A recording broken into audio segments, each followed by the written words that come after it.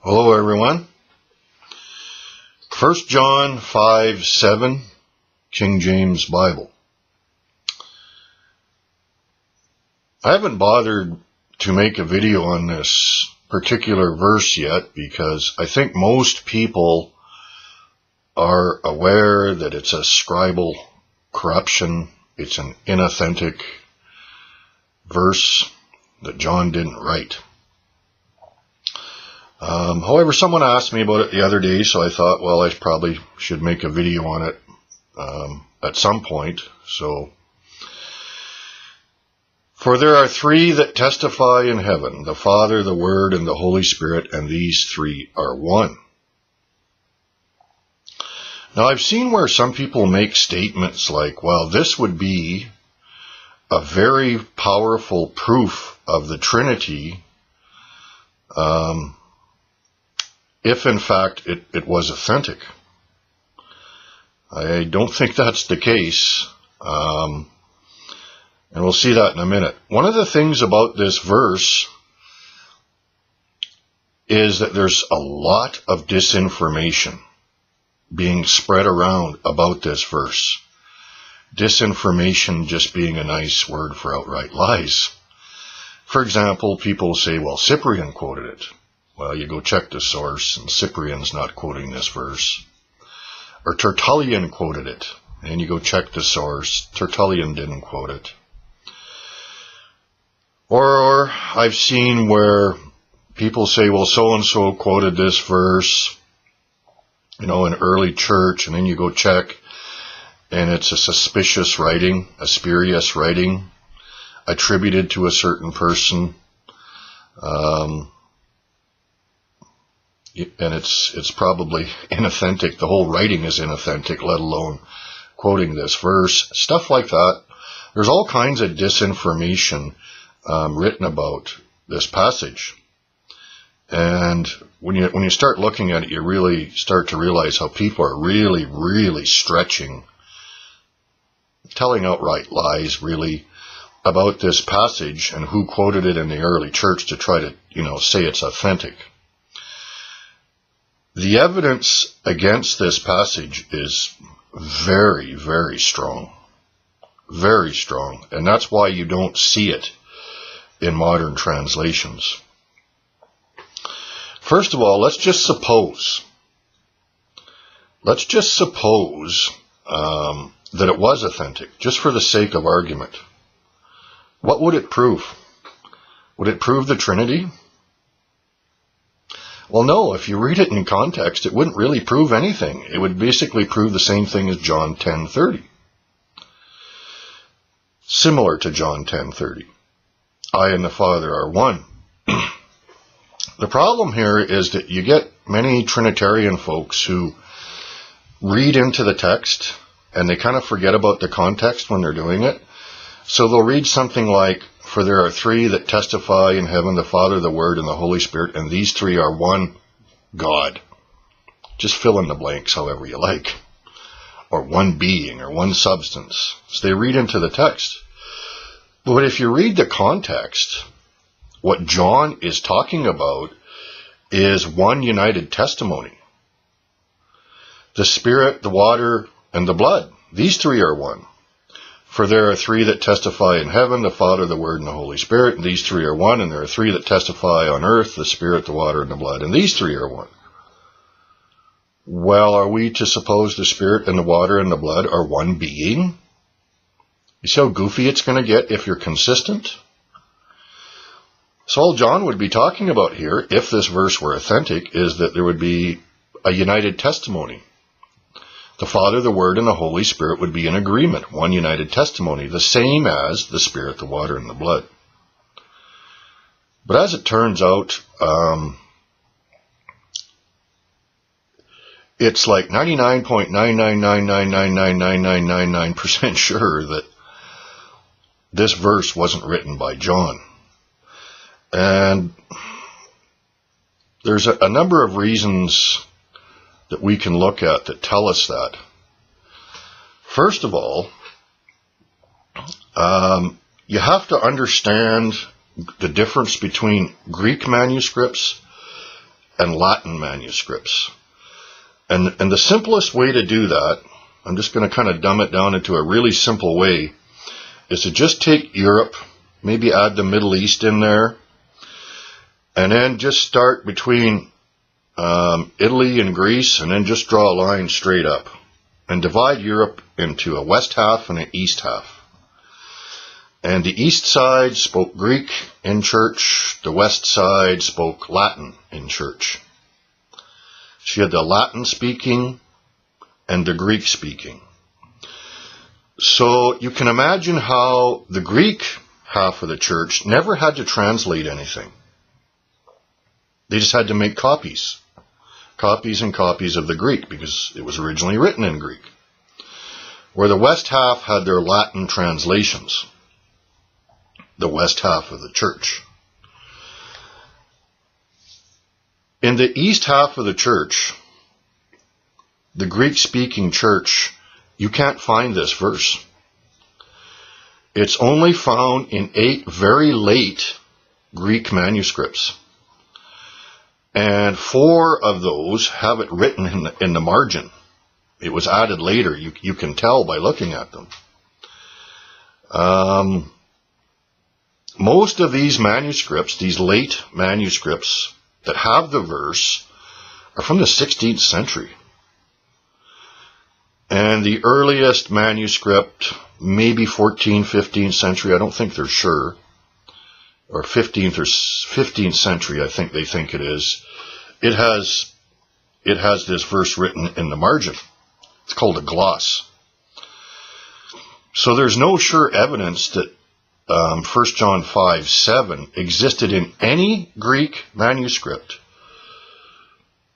until about the 16th century.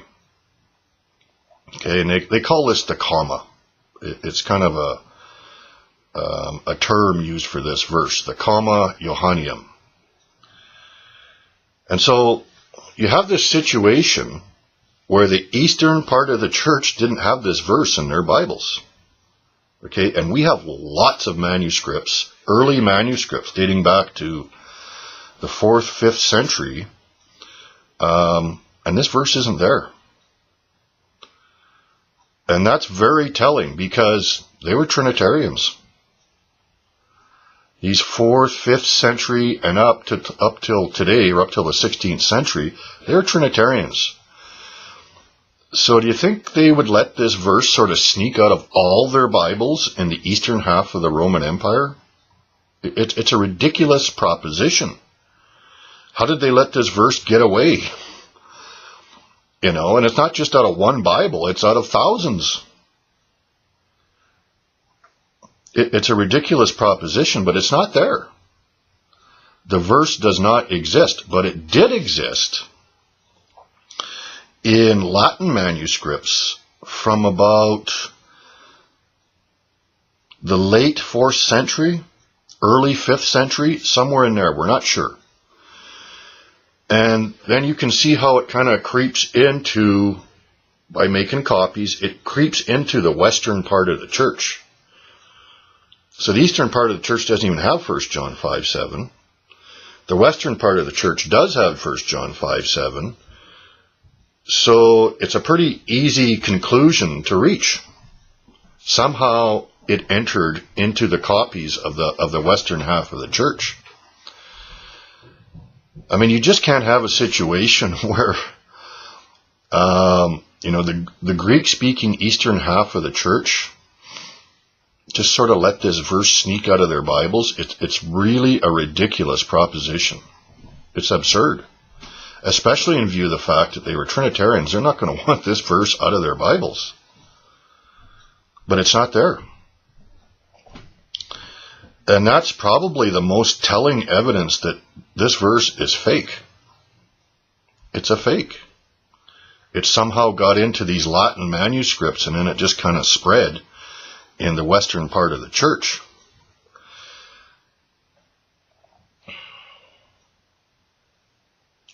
You know, to say nobody noticed, let's just suppose, for the sake of argument, it was in the Greek-speaking Bibles in the eastern half of the church. but then it somehow disappeared. Well, how did that happen? How did that happen so consistently? All these thousands of manuscripts and Bibles they had, all of a sudden it consistently disappears out of all their Bibles. You see how that's not going to work? And that's one of the basic reasons why textual critics and scholars know there's something went wrong here. This verse was added to the Latin manuscripts. And the eastern half of the church, they wouldn't be regarding this because they never had to translate anything. They just kept making copies of their Greek manuscripts. Meanwhile, over in the western part of the church, they're making Latin copies of their Latin manuscripts. You see how something different is going on in the western part of the church. So to try to claim that this snuck out of everybody's Bibles and nobody noticed is just, it's crazy. It's a crazy thought. And we know it wasn't there, because it's not there in the early Greek manuscripts. Another thing is that when the so-called Arian controversy was going on in the 4th century, nobody mentions this verse. Now, why wouldn't anybody mention this verse? Well, maybe because it wasn't there. You see? Yet another thing is when the Arian controversy was over, that was right about the time that Augustine comes into the picture. Early in the 5th century, the early 400s, and Augustine sets out to write this huge document on the Trinity. He's going to really be the first guy who tries to explain the doctrine of the Trinity after the Arian controversy is over. This is what we believe. So Augustine's going to write about this. And it's a very large work. Never mentions this verse. Not once. And he also wrote a commentary in 1 John. Same thing, it's not there. And you should see what he does say about 1 John. When he gets to the Spirit, the water, and the blood, he tries to make the Spirit the Father, which, by the way, doesn't even work in Trinitarian doctrine. In Trinitarian doctrine, the Spirit is not the Father.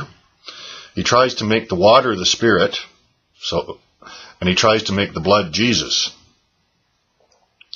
That's what Augustine did with 1 John 5:8, I guess it is now.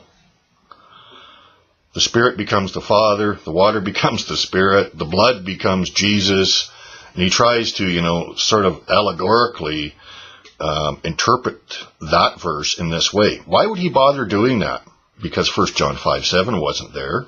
He wouldn't bother doing that if 1 John 5:7 was there and he knew about it. And it's pretty absurd what he did do with the Spirit and the water and the blood, and he does the same kind of wretched things with John 17:3 and a bunch of other verses for the sake of his tradition, the Trinity. So Augustine writes this huge work on the Trinity, the doctrine. He spent years on it. In fact, I think he lost a copy of it, or he said somebody stole it at one point. And it's a very large work, never mentions this verse. Do you think that's going to be likely? And his commentary, you think it's going to be likely that he just, overlooks this verse? It wasn't there to mention. That's why he doesn't mention it. And the interesting part about that is that Augustine was in the Latin-speaking part of the church, where the verse kind of first appears. And guess when it appears? Right around the time Augustine is writing. And so you have this, explanation that Augustine gives for 1 John 5:8. And the next thing you know, 1 John 5:7 appears, and it looks a lot like what Augustine said about 1 John 5:8. That's one possibility, that someone wrote Augustine's explanation of 1 John 5:8 in a column. Next thing you know, that becomes a verse. Some people think that's maybe what happened, but we're not entirely sure. So you got to watch out for the disinformation on this verse. You just got to think about it, look at the evidence, and it's really quite plain that there's no way John could have wrote this. The only very, very remote possibility is that the first copy that the Greek-speaking church used, if you could just hone it down to one, which I doubt you could do, somehow this verse got out of there, and then they made a bunch of copies, and a bunch more copies, and a bunch more copies, and because of that, this verse is missing. But, that's not even going to be likely, because if the Latin-speaking part of the church had this verse, I think the Greek-speaking part of the church would become aware of it and say, why is it missing? I mean, there's a 1,000-year period here, from the Arian controversy to about the 16th century, over 1,000 years, where this verse isn't there in the eastern half of the church. It's not in their Bibles. It's not there. And that's very, very, very telling.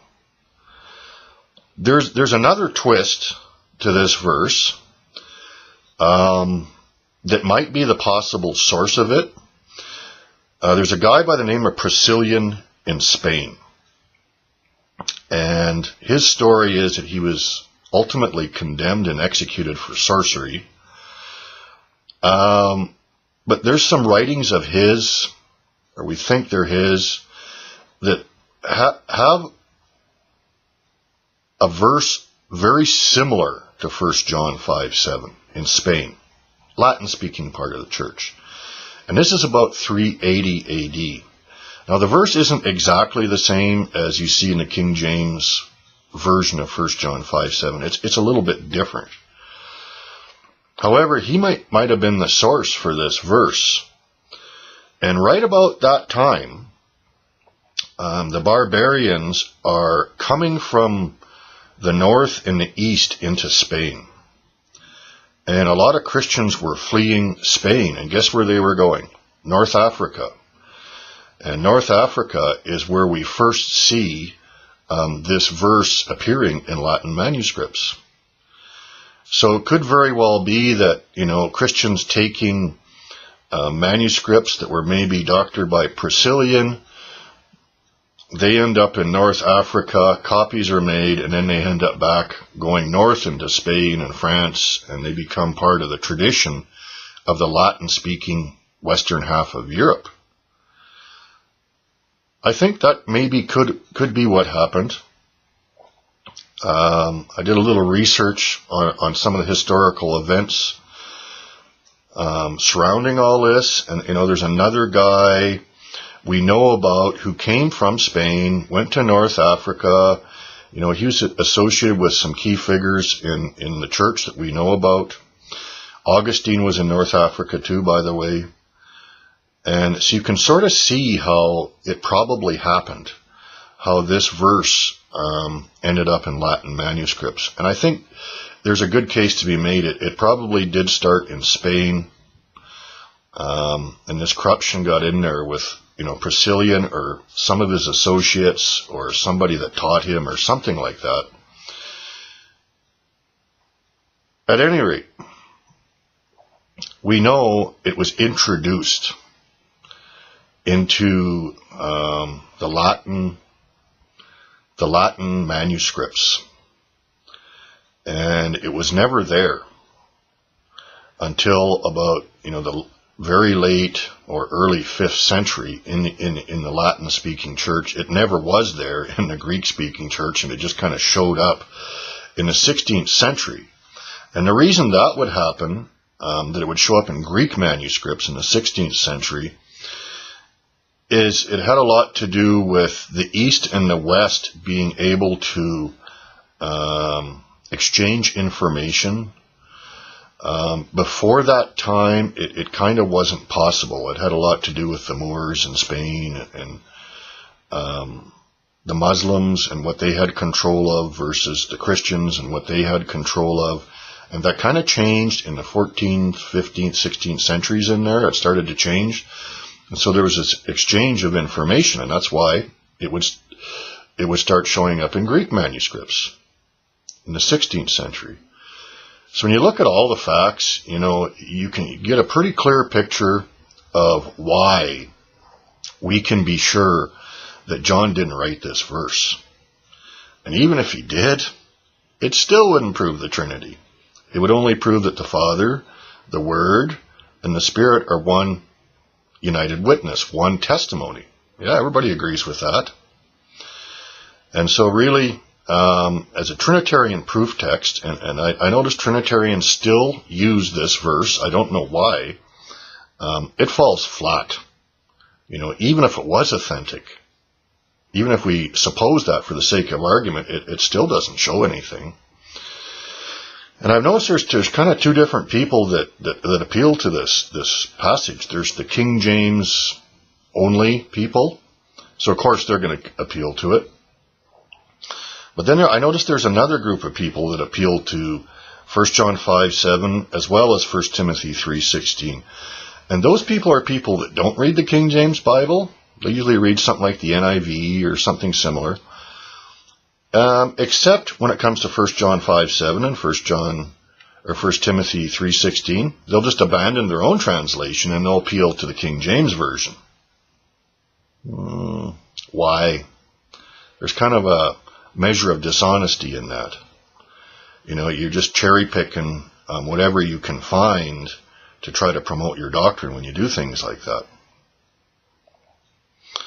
So someone asked me about this passage, so I thought, well, I'll do a video on it. I hope that was helpful to some of you, and it might clear up for some of you why we know John didn't write these words. God bless you.